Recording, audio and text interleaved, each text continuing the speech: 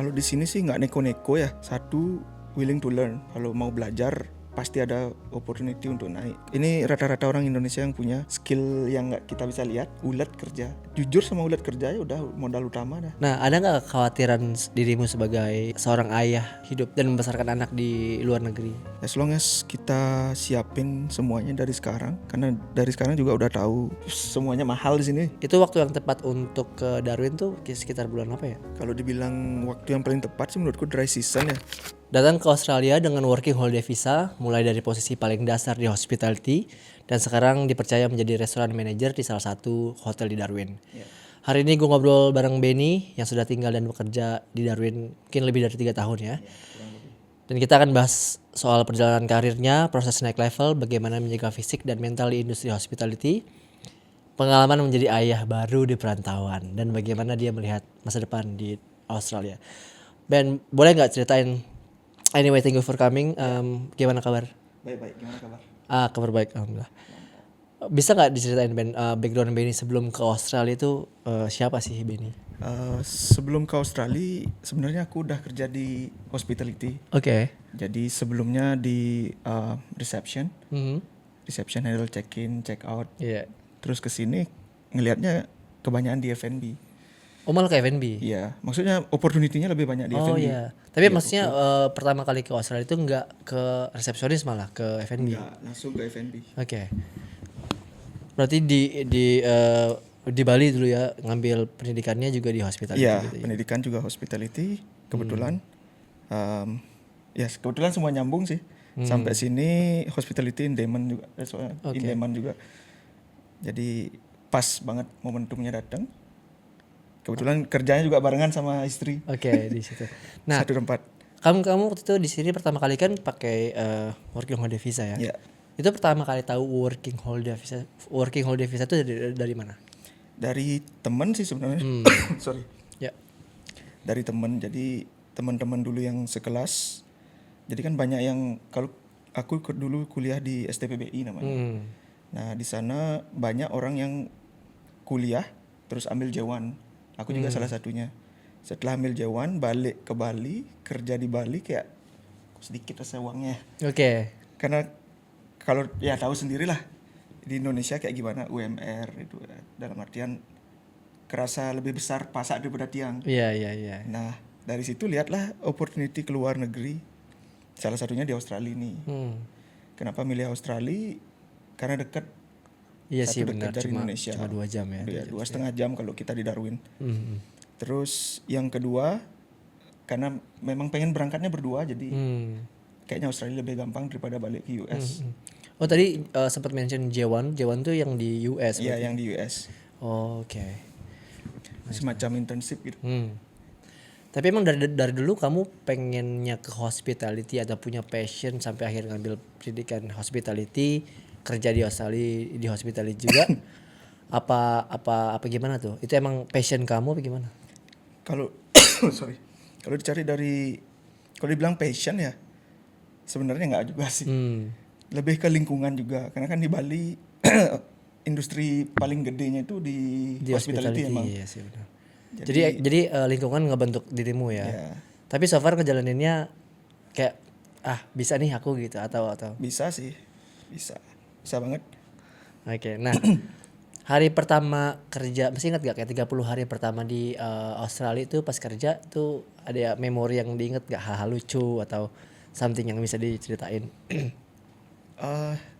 Kalau dibilang culture shock sih, iya ada sih kayak gitu. Soalnya kalau dibandingin sebelumnya kan keluar negeri itu di Amerika.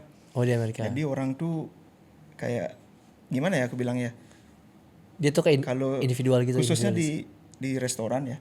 Kalau di Amerika tuh kayak guest tuh ngerasa king gitu, kayak kita nge-serve tuh harus dengan hospitality yang benar-benar tamu adalah raja gitu. Benar-benar kayak gitu, Ya, raja karena tuh. kita selain hourly, kita rely on tips juga. Oke. Kita dapat tip dari, kalau misalnya Akbar ke restoran, tipping itu tergantung cara kita nge-service tamu kan gitu. Tapi tip itu diharuskan, maksudnya apa terserah customernya? Sebenarnya secara tertulis nggak ada. Cuma emang budayanya, emang budaya Culture tipping di sana. Nah sebaliknya pas kesini ke Australia, orang-orang nggak peduli gitu. Kan di Kosis tuh bukan restoran kecil lah dibilangnya kan. Tamu-tamunya juga tamu-tamu yang bayar lebih dari hospitality standar di Darwin kan ya. Tapi ekspektasi mereka tuh nggak terlalu tinggi. Jadi kayak orang-orang di sini servis tuh nggak terlalu penting. Yang penting makanan datang semua tepat sesuai sama deskripsinya juga gitu. Jadi makanannya tepat waktu datang, terus ekspektasi dia ketika lihat menu dan segala macam tuh sesuai gitu ya. Jadi servis tuh nggak terlalu kayak dirajain tuh nggak apa-apa ya. Tetap perlu servis cuma yang nggak terlalu diagung-agungkan. Nggak harus gitu lah. disembah gitu ya. Iya, Oke. gitu ceritanya. Karena di sini nggak begitu relay sama tip. Ya. Oke, menarik. Ya, City Culture Shock. Berarti kamu pas lagi ke Australia itu pertama kali langsung ke Darwin apa? Langsung ke Darwin. Oh. Ya. Ada gak yang memutuskan yang membentuk kamu untuk aku kayak ke Darwin karena alasannya tuh apa? Kenapa langsung ke Darwin gitu? Alasan utama sih sebenarnya aku ada keluarga di sini. Jadi aku mikir merantau berdua biar kosnya lebih sedikit. Kita punya keluarga di sini, kebetulan mereka juga yang suruh ke Darwin aja udah. Oh, yeah. Karena untuk long termnya emang lebih bagus di sini. Opportunity in term of lebih. visa ya. Oke. Sama opportunity di hospitality selalu ada sih sebenarnya.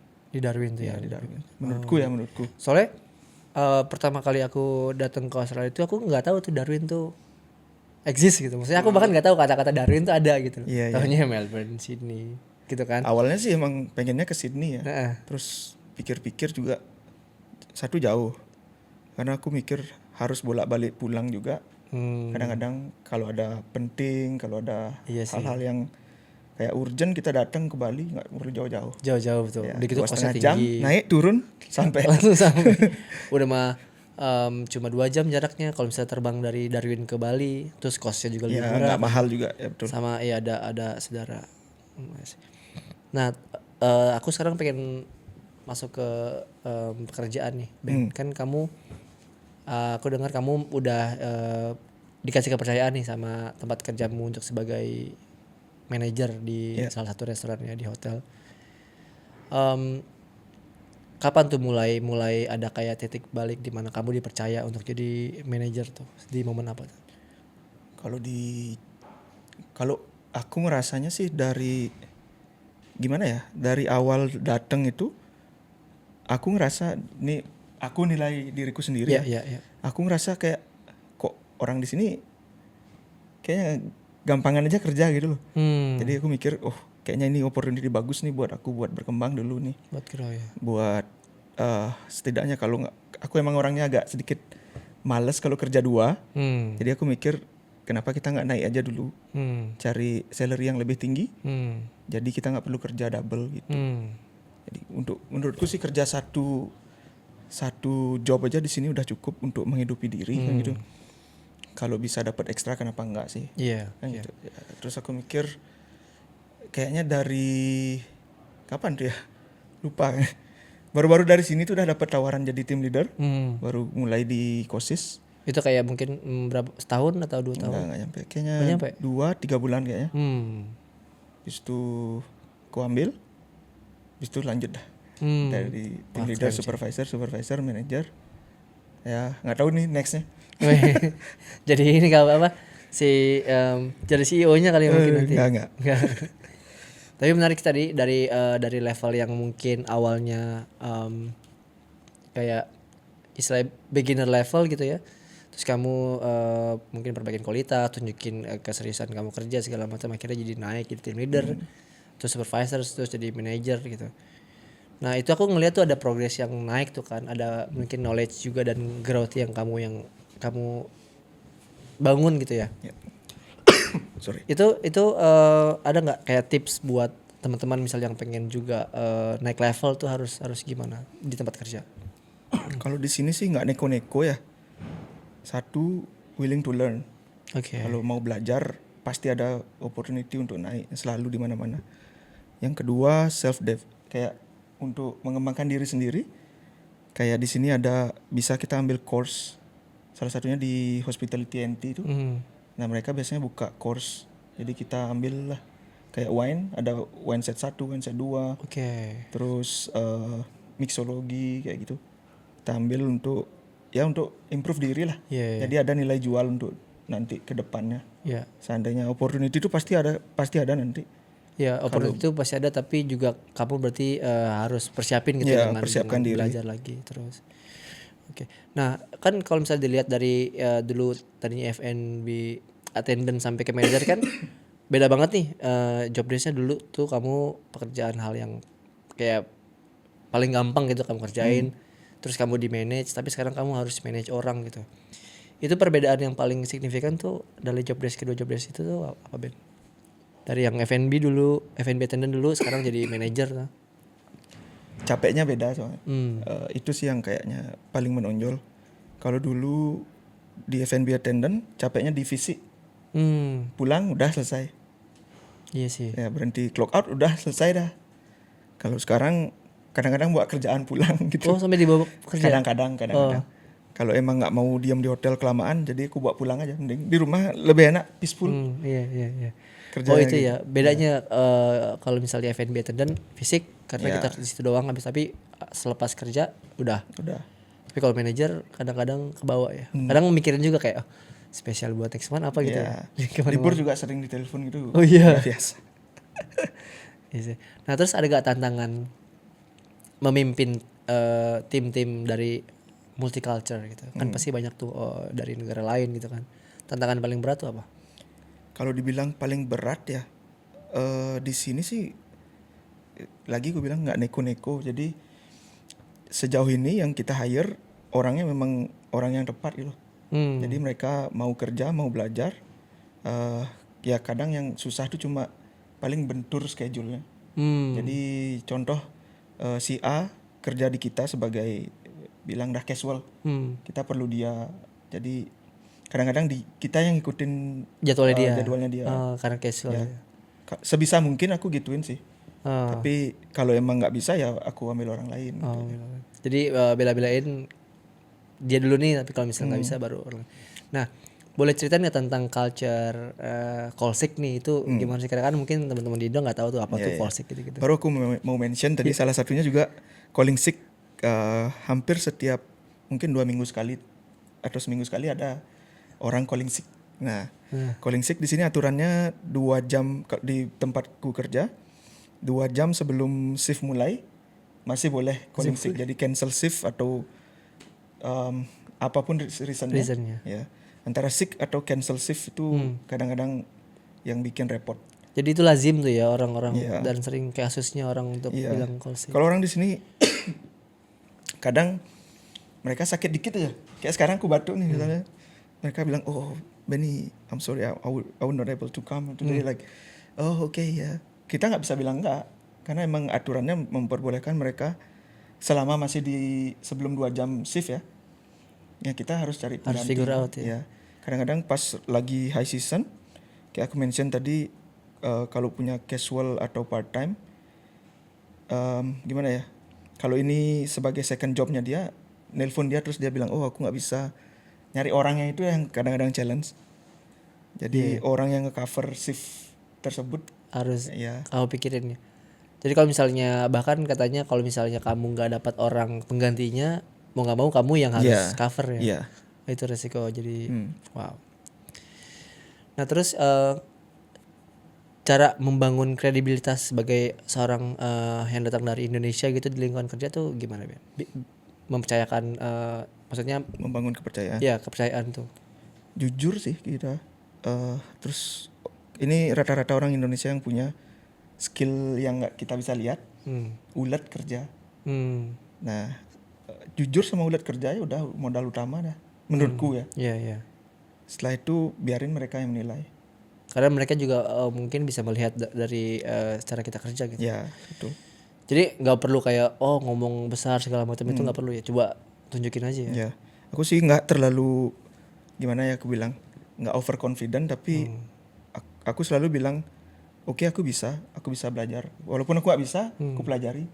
Gitu aja. Nggak sulit sih juga. Sejauh ini ya. Paling Ya capek lah. Capek. Ya pasti capek. Capek pasti ya. Nah, kalau di hospitality kan terkenal sama tekanan atau pressure yang tinggi nih. Terus gimana cara Benny ngatur kayak kesehatan fisik? Bisa tetap fit gitu kan? Kalau fisik sih, aku kadang-kadang olahraga jadi di rumah kadang-kadang nih. Eh, paling paling sering sih aku pulang tuh buka botol, alkohol, cola, udah enak relax ngobrol sama istri, curhat sama istri gitu. Kalau ada masalah, biasanya sih kalau ada masalah di lingkungan kerja, besoknya udah bener ya.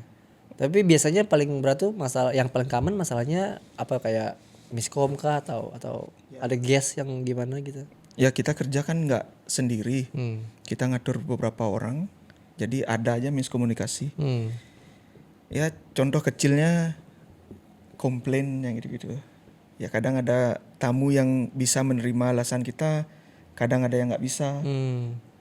Dan hal kecil yang bisa dibesar-besarkan sama dia untuk kadang-kadang ada aja sih tamu yang kayak make ada apa sih namanya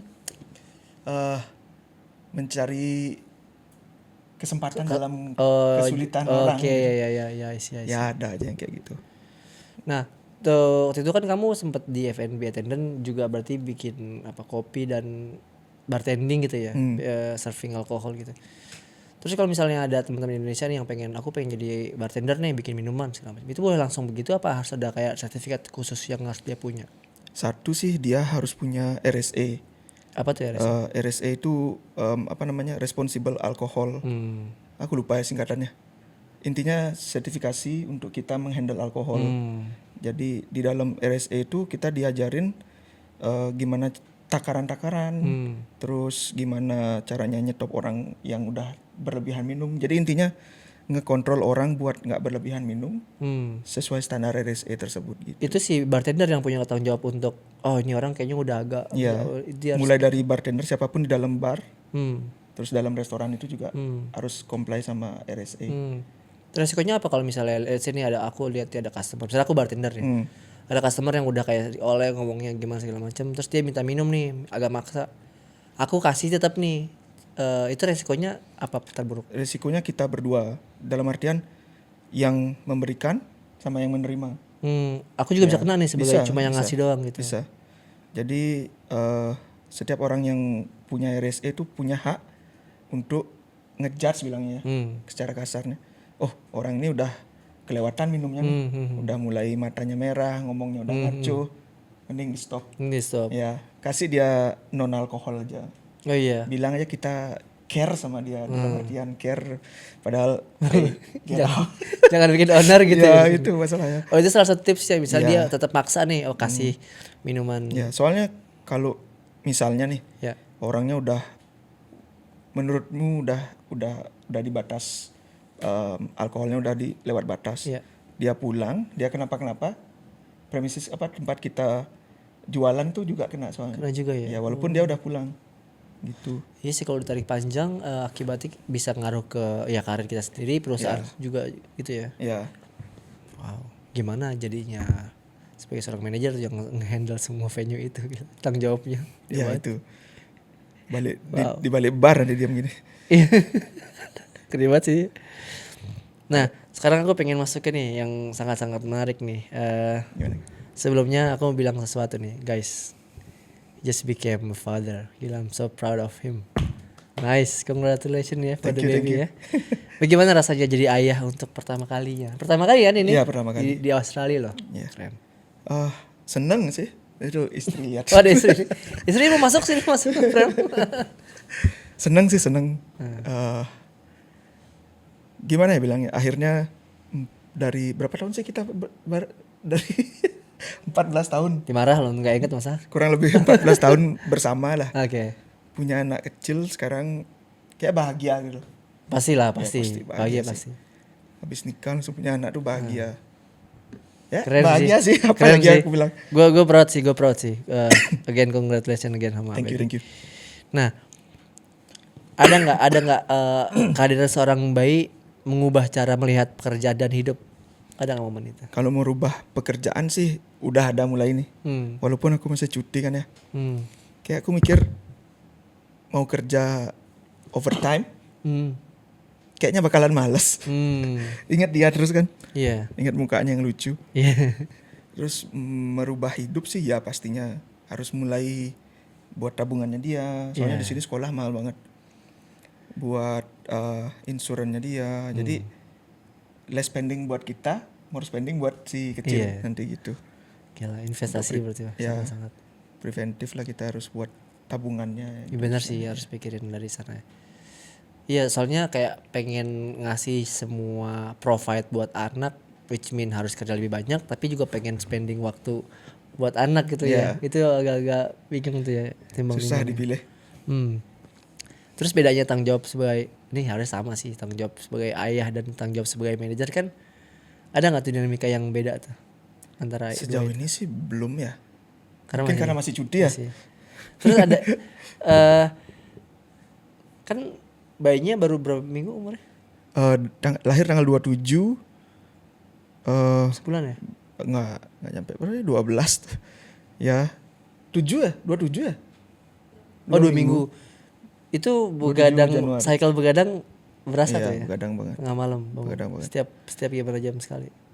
Kurang lebih kita tidur, kita biasanya tidur siang sekarang ini. Nah, si bayi ini bangun dari jam 12-an itu. Selalu malam tuh bangunnya? Iya, bangun. Udah dah, kita ajak ngobrol lah. Walaupun belum bisa nyaut ya. Iya. Minta susu dia atau gimana. Seru banget ya? Seru sih. Cuma ya gitu, ngantuk. Iya, pas sampai batuk gitu. Dia begadang terus. Ini giliran nih. Kemarin dia juga batuk. Sekarang aku batuk. Si kecil dapat batuk kemarin, tak bawa ke dokter. Terus untungnya dokter bilang all good. Iya, enggak apa-apa ya. Nah, ada nggak kekhawatiran dirimu sebagai seorang ayah hidup dan membesarkan anak di luar negeri, di Australia? Kekhawatiran sejauh ini sih enggak ya. As long as kita siapin semuanya dari sekarang. Karena dari sekarang juga udah tahu semuanya mahal di sini. Jadi kita siapin aja. Walaupun ada sekolah gratis buat kita yang PR di sini. Tapi sih aku maunya private school mau. Kalau bisa ya.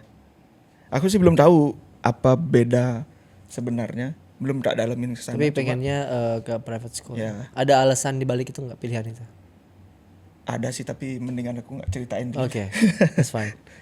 Nah, ada nggak hal yang paling membahagiakan sejak punya anak tuh? Ada yang paling bikin berubah tuh sejak punya anak? Yang paling membahagiakan? Bangga sih, rasa bangga, kayak bahagia gitu. Oh, kita bisa punya si kecil ini ya, selucu ini gitu. Mini Monica kalau dibilangnya. Mini Monica Benny. Terus ada nggak gimana plan kamu untuk di Darwin atau di Australia itu akan seperti apa punya anak sekarang di sini? Plan dalam artian tinggal atau? Ya, akan tinggal di sini, apakah akan misalnya balik ke Indo, plan 5-10 tahun ke depan gimana? Kalau lebih dari 5 tahun sih belum ada aku plannya. Sementara ini mungkin kita habisin 5 tahun kita di sini. Terus ada kemungkinan besar sih kita bakal ngelanjutin hidup di sini. Berarti long termnya. Tapi lebih banyak pulang pergi ke Bali. Oke. Ya.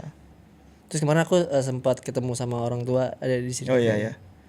Gimana juga tuh, pasti ada double kebahagiaan tuh, udah ada ngumpul sama, ada bayi, ngumpul sama keluarga juga. Iya, senang sih ngajak mereka ke sini.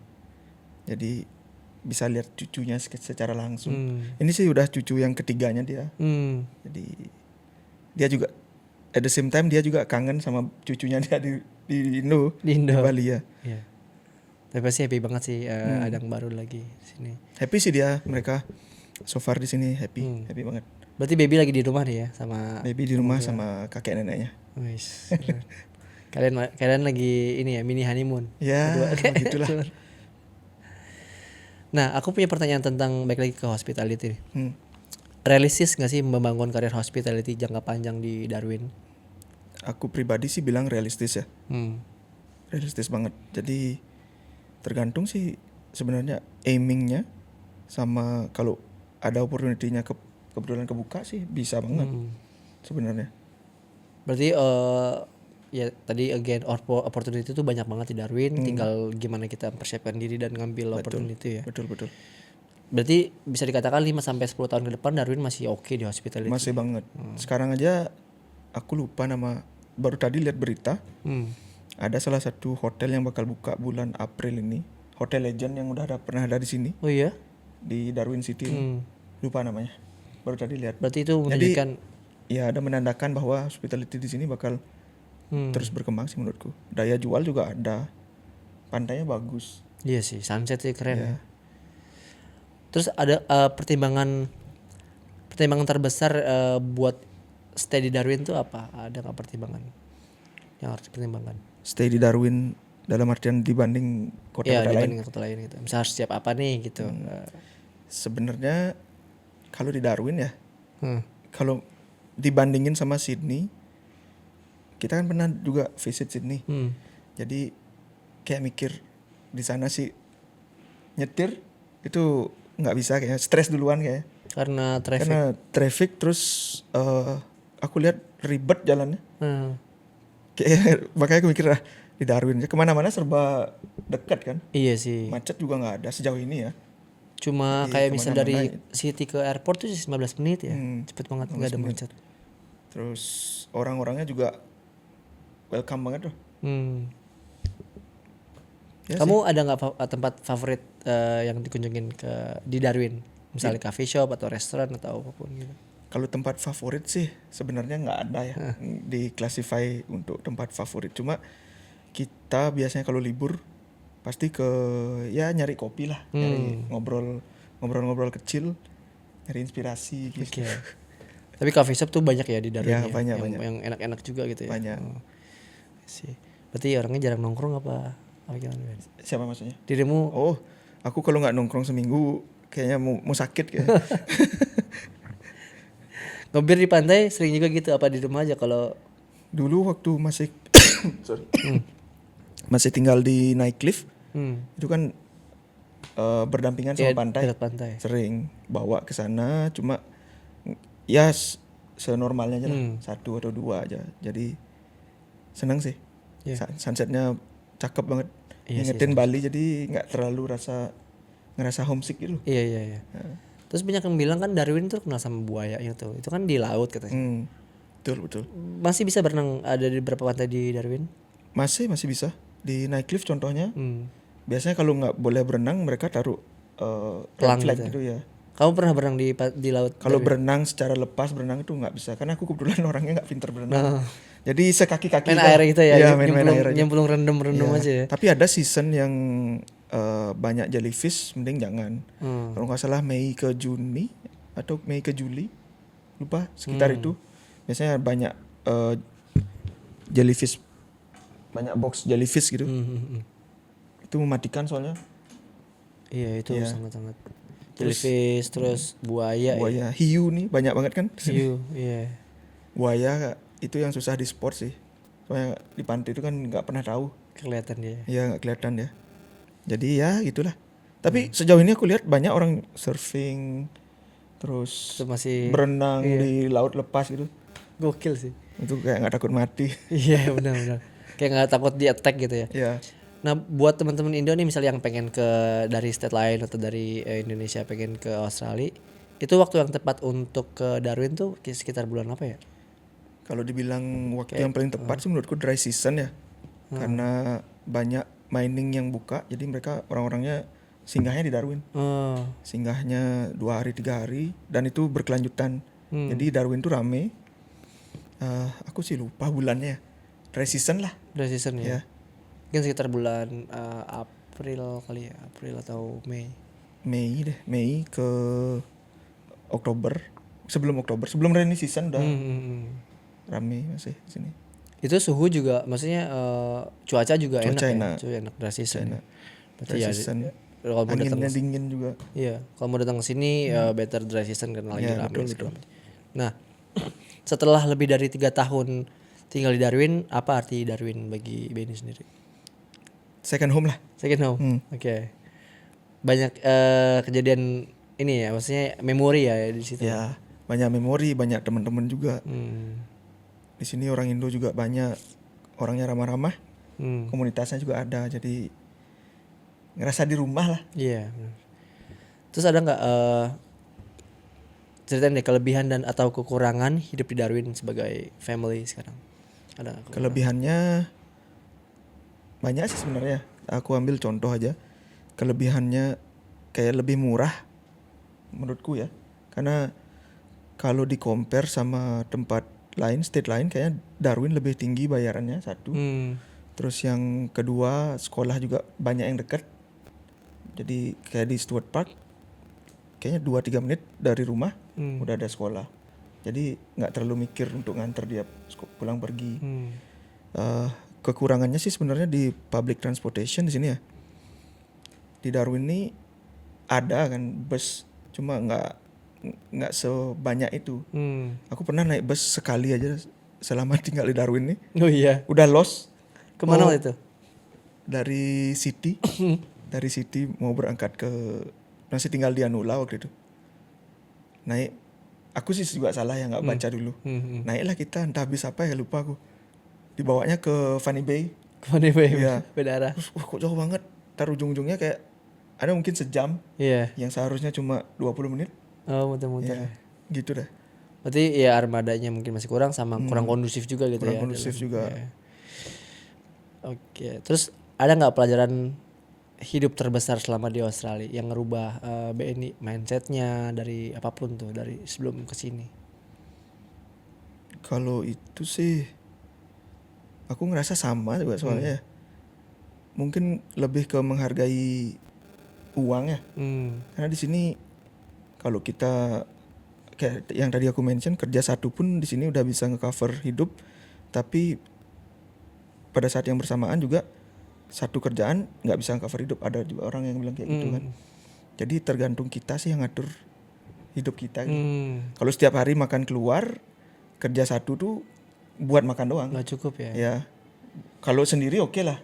Kalau aku nanggung empat orang soalnya sekarang kan di sini. 4 orang, iya. Ya, biasanya sih nanggung dia aja.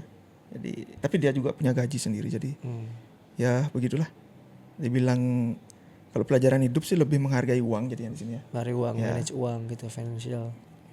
Iya sih benar sih karena meskipun kalau dengar di Australia itu pendapatannya besar apalagi di Darwin gitu ya, rate per hournya gede, tapi kan biaya hidup juga kayak rent, Ya, mobil, makan gitu, pasti ada uang yang harus keluar ya. gitu kan. Jadi Balik ke diri kita sendiri. Kita maunya hidup kayak gimana gitu.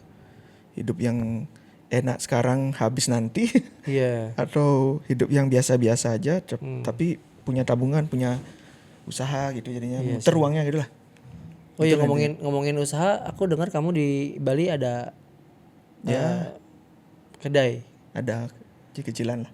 kecilan. Tapi berapa cabang? Ada 5 sih ya. Kecil tapi banyak. Yang kecil itu. Daerah mana aja Ben kalau boleh tahu? Di Denpasar sih mostly. Itu jual apa sih? Jual makanan, minuman, coffee shop gitu. Coffee shop gitu. Oh.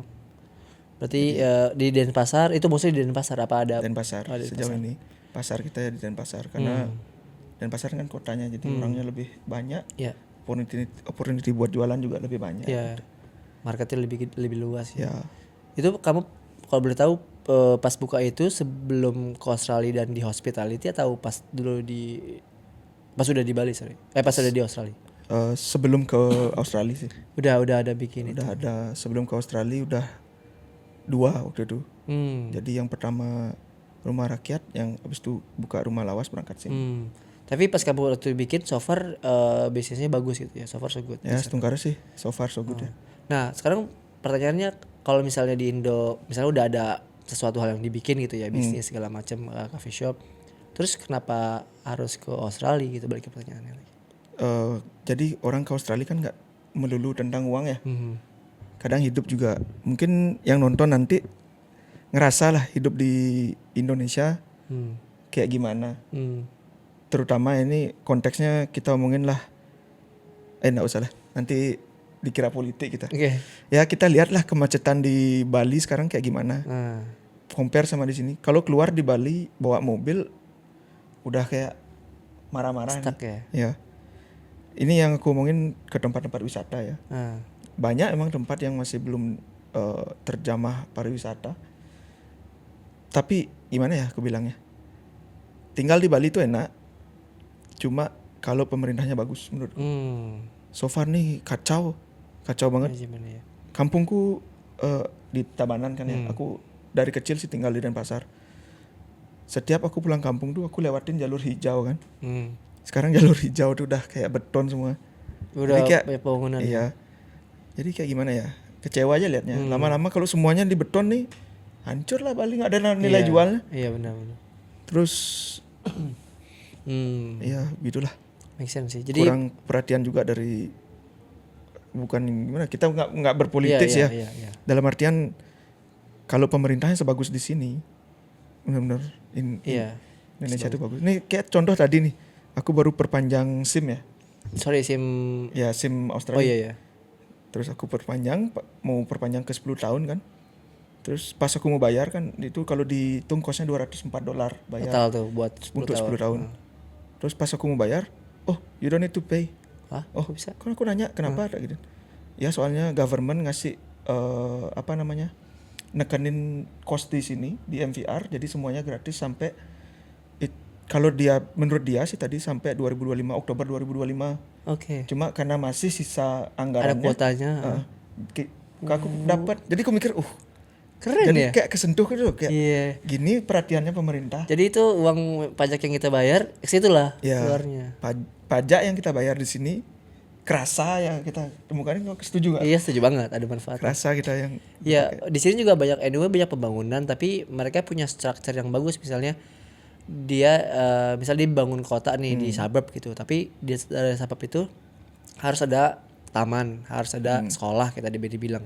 Di tempat dia tinggal tuh sekolah dekat banget, karena harus tuh kalau dia bikin suburb lingkungan bangun sesuatu, harus ada taman bermain anak-anak, taman jogging, harus ada sekolah gitu. Jadi dia bangun infrastruktur, tapi juga ada landasan yang bagusnya buat masyarakat juga gitu. Tata kotanya bagus banget di sini, soalnya kebetulan aku ada teman kerja di government juga. Kayak dinas tata kota gitu. Ya sejenis itu. Nah aku dapat ngobrol nih. Dia recently balik dari Bali kan. Dia lihat kenapa di Bali banyak sekali ada kabel-kabel gitu, tiang di mana-mana gitu. Terus ngobrol lah kita. Ternyata di sini kalau orang mau buat suburb atau mau kalau di Indo tuh dibilangnya kayak buat tanah kafling. Iya. Mereka harus buat strukturnya dulu. Jadi mereka harus siapin kabel internet, kabel listrik, udah ada ininya air dan lain sebagainya sebelum mereka buat itu. Jadi nggak sembarangan orang kayak misalnya contoh bangun komplek nih belum ada listrik kan umumnya pasti udah ada listrik, air udah ada biasanya. Kabel internet yang paling banyak itu kan sebenarnya kabel optik tuh yang optik pasang baru ya. Orang misalnya beli provider A gitu. Oh belum ada nih di sana. Oh tapi kita bisa nih buatin tiang, narik kabel kan, itu kebanyakan kayak gitu. Iya. Jadi lama kelamaan kabelnya terlalu banyak. Iya betul. Itu yang di jalan sebenarnya nggak, kalau dilihat nggak semua kabel listrik. Jadi kebanyakan kabel optik. Kabel optik betul. Ya. Iya sih setuju. Semeruwet gitu ya. Jadi aku lihat aja udah. Iya sih. Pengen tak potong. Pengen di Photoshop hilangin gitu ya. Iya benar. Iya sih, aku setuju sih tadi di sini tuh kasusnya kalau bikin sesuatu terus ada grand plan-nya, juga harus ada fungsi buat emang harus ada master plan-nya dia. Iya, trotoar juga nggak akan boleh putus, tuh harus nyambung tuh kalau orang ada studinya dulu dia menurut disability gitu lewat, itu harus nggak tiba-tiba misal jalan tiba-tiba got gitu kan. Iya. Itu nggak putus tuh dia. Di sini kalau dia jalan sendiri pun aman dia masih bisa iya. Kalau di Indo kan pernah tuh dorong. Ada tuh orang bikin video kayak jadi POV orang yang nggak bisa lihat gitu kan ya, atau itu bagot. Iya. Ya sih sebenarnya. Iya. Kita bayar pajak jauh lebih gede sebenarnya loh di Indonesia. Kalau dibandingin value uangnya ya. Kayak kalau kita bandingin pajak, kita ambil contoh lah pajak kendaraan ya. Iya. Kalau di sini kan kita cuma stamp duty, rejo, udah itu stamp duty itu udah termasuk on the road cost. Oh iya. Kelayakan. Kan, biasanya kan kalau orang jual mobil lihatnya belum government ngesahkan nomornya, exclude government fee kan itu biasanya. Itu aja udah. Dan nggak banyak juga persentasenya, kecil persentasenya. Nah kalau dibandingin sama di Indonesia ada 4 tuh pajak barang mewah, PPN apalah 4 ada seingatku. Jadi aku mikir makanya harga mobil di Bali atau di Indo lebih mahal. Lebih mahal. Ya sama kalau di sini mobil administrasi, misalnya kita beli mobil nih, itu cuma butuh mungkin nggak 1 lembar kertas, cuma 1/4 kertas. Habis itu dari situ kita bawa, kita taruh di MVR, itu nanti bisa langsung baik nama secepat itu dan murah banget kan. Birokrasinya bagus di sini. Cepet, birokrasi bagus. Jadi kalau di Indo kan kita punya dokumennya BPKB sama SIM. Bukan STNK. Kalau di sini kita cuma punya satu aja. regio aja. Dia selembar kertas doang, dan itu gampang banget di print. Kayak nggak less than 2 hours kalau kita perpanjang itu ya, cepet banget deh. Datang yang jual, yang beli, bayar pajak, selesai. Iya. Udah ada pindah nama tuh. Langsung pindah nama, jadi milik lu atau under nama lu, udah ada nomornya yang aktif gitu. Setuju sih, itu sistemnya cepet banget karena dia udah pikirin tuh semua skemanya. Iya. Nah, ada nggak satu pesan Ben untuk teman-teman WHV yang lagi pengen naik level harus gimana? Kalau pesan nih, kalau menurutku sih improve diri. Terus yang kedua kerja jujur. Ini kunci terutama sih, kerja jujur sama kerja tepat gitu. Tepat cepat dah, itu aja, simple. Itu udah pasti atasan happy. Happy, terus dilihat ini berpotensi nih untuk next leader. Oke. Orang-orang di sini sih biasanya memang ada mereka goalnya. Kayak bilang dah, seorang director punya goal, dia punya task untuk bikin create leader baru gitu. Emang ada pasti. Jadi dalam satu instansi itu pasti ada seorang leader yang punya insting untuk bikin leader baru gitu ya? Bukan punya insting, kayak memang kerjaannya dia. Memang salah satu goalnya. Oke, I see. Jadi tadi itu ya pedomannya. Nah, aku punya pertanyaan yang tricky nih. Menurutmu lebih penting skill atau attitude? Attitude dulu. Skill bisa dipelajari soalnya. Kalau attitude agak susah digantinya. Bad attitude udah si yang ngasih kamu roster udah mikir nomor. Udah ganti. Banyak orang yang mau kerja gitu kan mikir. Iya sih. Ya. Jadi attitude paling pertama tuh ya. Attitude dulu baru skill. Nice. Oke, mungkin ini pertanyaan terakhir Ben. Apa definisi sukses bagi Benny sekarang? Sukses sih bikin keluarga bahagia aja, itu aja. That's deep. Gak neko-neko. Keren. Keluarga ini berarti as a whole ya, bukan keluarga kecil kamu ini ya? Keluarga kecil dulu, okay. Baru keluarga besar. Soalnya keluarga kecil dulu ya kan setiap hari kita lihat. Exactly. Ya orang tua udah pasti dong.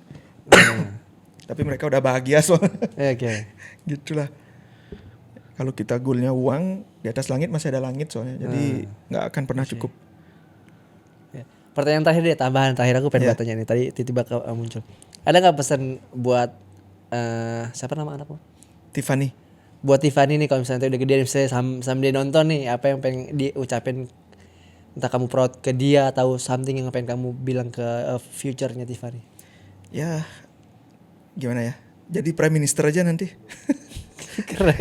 Artinya dia udah pinter, udah sukses, dipercayai orang gitu. Let's see ya, kalau misalnya nanti dia jadi prime minister nonton ini, keren sih. Kalau nggak nyampe prime minister, at least dia goal lah ya gitu. Menyentuh lah gitu. Keren.